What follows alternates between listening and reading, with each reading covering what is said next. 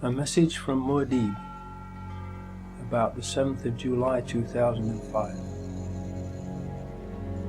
Dear viewer, I hope this finds you well, in good spirit and having a good day. Regarding the 7/7/2005 terrorist attacks in London, let us look at the facts and see what we were told and compare them. Then, using OckhamÄs Razor and common sense, let us see what conclusions are to be drawn, so we can all understand what most likely really did happen that day. First chapter, title: Mock Exercises and Bomb Hoaxes in the Run-Up to 7/7/2005. More than a year before the 7/7/2005 attacks, on the 16th of May 2004, an edition of the BBC One Panorama programme broadcasted a mock exercise imagining what would happen if a terrorist attack was executed in London in the near future, consisting of 3 explosions on tube trains in the London Underground and 1 explosion on a road vehicle. The following excerpt from the BBC programme gives us a good idea of why this programme was made. If there are now bombs going off above ground, in this case a lorry being attacked, it could happen anywhere. So the potential for mass panic across not just the capital but the whole country is very much with us.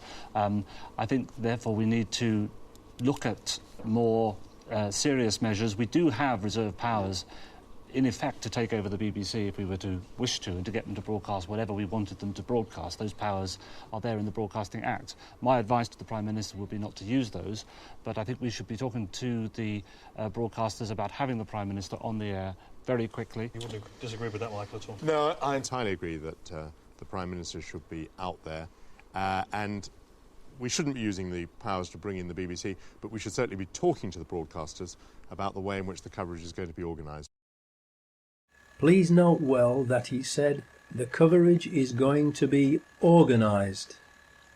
In other words, he was saying that they would write the script for and then edit and control the media coverage of an event in which there were 3 explosions on London tube trains and 1 on a road vehicle, if such an event were to take place in the near future.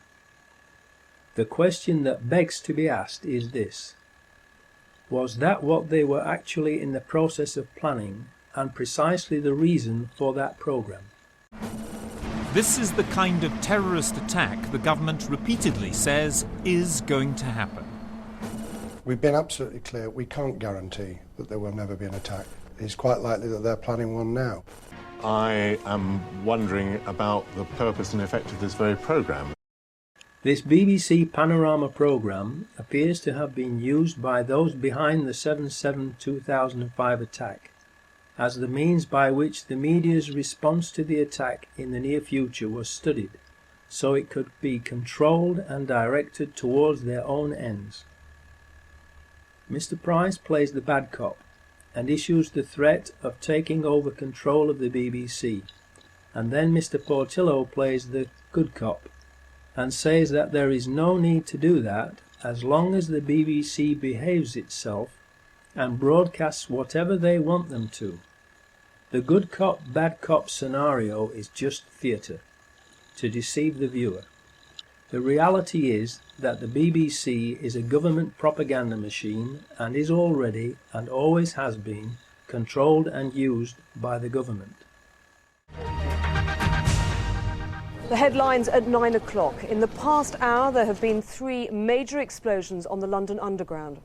The first occurred at 8:10 on the Piccadilly line between Knightsbridge and Hyde Park Corner. The second at 8:16 on the Central line between Tottenham Court Road and Oxford Circus. And the third at 8:27 as a train was arriving at Vauxhall Station from Stockwell on the Victoria line.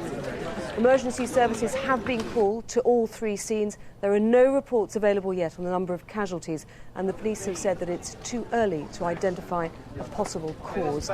London Underground is now closed, and the police are asking people not to travel. 350,000 people alone are making their way towards the City of London at this point.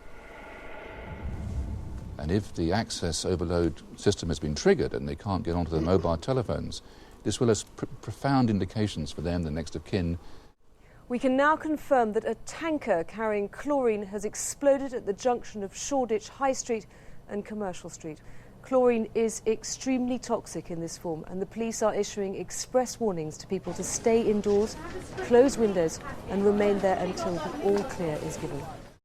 In the days leading up to 7/7/2005, there were hoax bomb scares in Nottingham and Sheffield. Were these false alarm hoaxes meant not only to cause panic and confusion, but also to lull everyone into a false sense of security and into thinking that the initial reports in London on 7/7/2005 would also be false alarm hoaxes, so people would ignore them until it was too late?